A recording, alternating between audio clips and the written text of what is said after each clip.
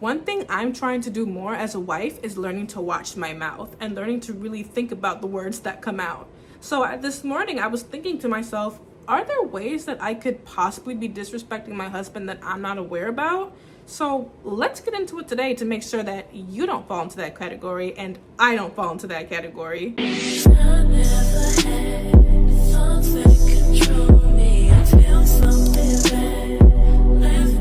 One way that you could be unknowingly disrespecting your husband is by interrupting them when they speak. Now listen, I know us as women, one thing about us, we love to justify our actions. We always feel as if we need to be heard. We need to get our point across. Some of us don't even listen to truly understand someone else's perspective or point of view. We listen to get our rebuttal. Okay, can we call a spade a spade? Is it not true? It is true, and that's something that I'm working on, and I hope it's something that you're working on as well. But yes, interrupting your husband mid-sentence is very disrespectful. The man needs to be heard. Let him get his point across so that you guys can have a conversation that's actually productive. How would you like to be speaking to someone and it's like every 2 seconds when you're trying to get a word in, that person interrupts you? That's disrespectful. It shows me that you don't even truly care about the words coming out my mouth. All you care about is getting your point across. And at that point, the conversation is no longer productive and I'm going to shut down and walk away. So think about how your husband must feel. A second way that you can be disrespecting your husband and not even know it is by criticizing him in public or correcting him in public. You know, like highlighting his flaws or mistakes. That's a big no-no. Not in public. We are all human. We are all bound to make mistakes, but certain mistakes don't need to be highlighted in the front of everybody. Like, let's be respectful. If this is your husband, you learn to read the room. Maybe wait until you guys get in the car or even wait until you get home and then bring it to his attention respectfully. Don't do it in front of everyone and make him feel as if he's nothing. Like, no, this is your man. This is the leader of your house. You want him to feel respected as a king, and you don't correct kings like that in public. That's not nice, and I feel as if it's very disrespectful. Next is ignoring his opinions, like not even considering anything that he has to say. You are just plain out disrespectful and just ignoring any type of consideration or idea that he has towards a given situation. A lot of women have this mindset where it's my way or the highway, and that way of thinking, oh, it's surely going to take you to the highway. If you truly love this man, you would value his judgment. You would value his input. Why would you marry someone whose input you felt as if wasn't important? Why would you want someone like that as your leader, as your head, as over you, to guide you? You wouldn't want a person like that. So realize that it's not always about you and actually listen to what he has to say in a situation, because sometimes what he might say will make a whole lot more sense and save you a lot of trouble. And you can start with like the little things. Like, let's say my husband and I are going on a date night. I'll ask him, where do you want to eat? Or where do you want to go? It's not always about me. Like, granted, I pick a lot of the times, but sometimes I want him to feel special too. Like, what do you like to do today? What would you like to eat? Like, stuff like that. Make him feel special. Make him feel as if his opinion is valid, because it is. Next is comparing him to others. What is that quote? Comparison is the thief of joy. Listen, that can undermine a man's confidence and quickly cause resentment. One thing about me, I do not like to be compared to others. Not at all. I am my own person. I have my own characteristics, my own flaws, my own things I'm working on. I do not want to be compared to the next woman. And I know your husband wouldn't want to either. You need to accept that this is the way that the Most High God made him. Of course, he has things that he needs to work on, but what does a wise woman do? She doesn't tear her house down. She's going to build it up. Speak uplifting characteristics into your man. Like, speak positive affirmations towards him. Lift him up. Don't bring him down. And this is why courting is so important. This is why you need to take the time out to truly look at this person's characteristics to make sure they line up with his actions. Because a lot of people are going to have what I call their representation on initially when you meet them. They're going to show you this perfect side of them that seems as if they all have it all together. But listen, honey, the grass isn't always greener on the other side. The grass is only as green as where you water it. So if you see some issues in your relationship that need to be worked on, water it. My husband, he is just so inefficient when it comes to this area. Water it.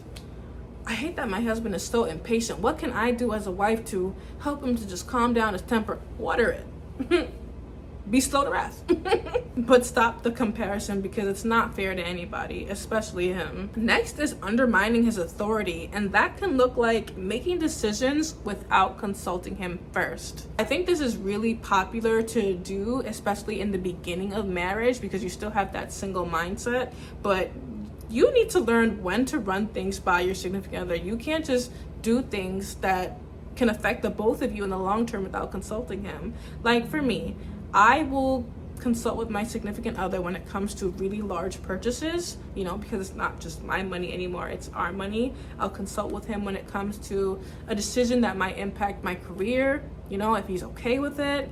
I'll consult him when it comes to, you know, taking on new opportunities or going to different places. I always consult with him because I want to make sure that we are on the same page. I am not an independent woman, I am very much dependent, and I do not want my king to feel as if his authority is powerless and that his opinion, again, going back to that, means nothing to me when it means everything to me. You can also disrespect your husband by belittling their efforts. I feel as if not acknowledging or appreciating their efforts can make them feel belittled.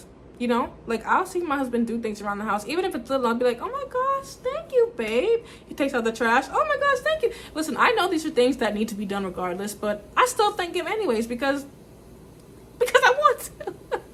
I want to. And I know the more I, you know, big him up and I affirm him, the more things get done. So I don't got to go into my next point, nag him. Constantly nagging and disrespecting him about small things, that's irritating and that's straight disrespectful. Do not nag your husband, okay? If you told him to do something, tell him once, and if he doesn't do it again, you know, you can wait some time and bring it up again respectfully. It's not always what you say, but how you say things. If you approach someone and be like, oh my gosh, you still didn't do this? Like, I told you to do this how long ago? Can you do it, please? You can say things respectfully. Oh, honey, you know, I noticed you're a little busy right now, but I just wanted to remind you if you have time later to just get this done if you're able. You know, something like that. Like, deck your words sweet. Like, make your words sweet. You guys have so much power. You don't even realize the power in your femininity. Yes, do not belittle him just because he's not doing something how you want it to be done. Don't make him feel as if he's nothing because he didn't do it that way. Everyone has their ways of doing things. Like, as long as it gets done, then that's what's important, right? So don't nag them on stupid stuff. Next, and I think this is a big one, a lack of support. I feel as if perhaps later in the marriage, you know, when things seem to settle down a bit, things become a little bit mundane. So sometimes some of us might want to try different hobbies, you know, try even new careers. And I feel as if we don't give our husbands that support, it might make them feel weak or even isolated rather. Like if we don't support their goals, their dreams and endeavors, who will? The whole world is against our men. It feels as if they're always at war with everyone. The least that they should be able to do is come home, and if they have a new idea on something, then we as their wives should be able to support them, big them up, like encourage them. You got a new promotion? They want you to do what? Oh my gosh, that is so amazing. And of course they might be a little nervous, but it's okay. Like that's expected with anything new. But you gotta encourage him, big your man up and be like, babe, listen, you got this. You are a king, okay? You a prophet. They ain't got nothing on you. Do you know who you are? Like, speak that life into your man. Another way you could be possibly disrespecting your husband is by overstepping boundaries.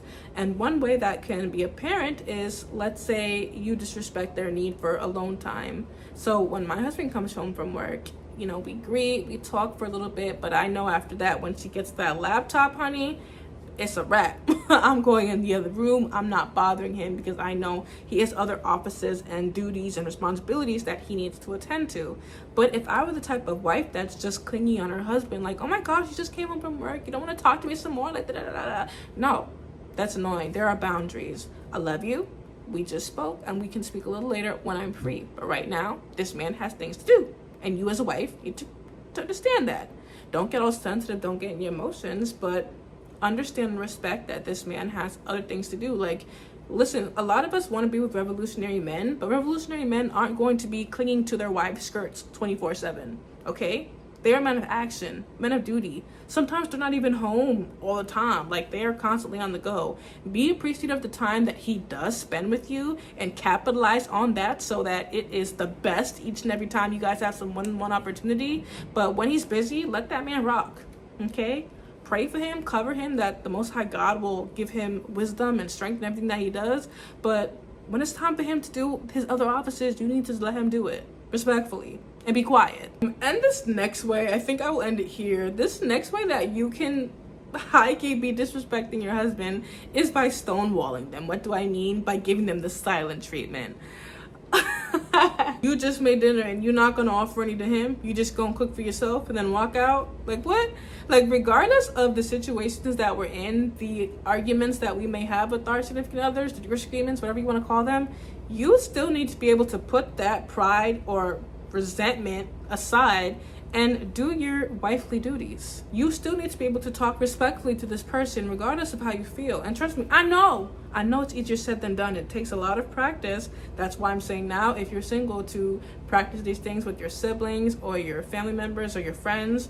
But that's something that you're gonna have to learn to do, because it's disrespectful to just walk around and ignore this person. Like, this is your husband. Regardless of whatever you guys got into it, like, you still need to be respectful to this man. Okay, I know I said I was gonna end it there, but I literally just thought of another one. If you constantly bring up his past mistakes, that is disrespectful. Like, if you guys went through something, whatever it was, you spoke about it, may have got counsel about it, you both had a heart-to-heart, you forgave him, period, that's where it should end. Every argument that you have or disagreement after that, you should not be bringing up something that happened a year ago or 2 years ago or way down in the past. Let the past be in the past. I would hate if I made a mistake and someone would constantly just throw it in my face. Like, that shows me that you didn't even forgive me. You just have this resentment in your heart and you're gonna constantly just throw it in my face with no chance that you got. That's just disrespectful. Absolutely disrespectful. If you're gonna forgive someone on something, forgive them and do not bring it back again. Remember it no more. But yeah, that's all the tips that I have for you guys today. I really hope this video was helpful. Y'all, I literally just came home from work and I'm constantly like in the mode of self-examination to make sure I'm doing okay. And I just thought to myself, like, could I be possibly disrespecting my husband and not know it? So I'm like, let's make a video about it. I hope this was helpful. If it was, please like, share, comment, guys, share it with a friend, and check out my last video if you haven't. I'll see you guys in my next one. Shalom.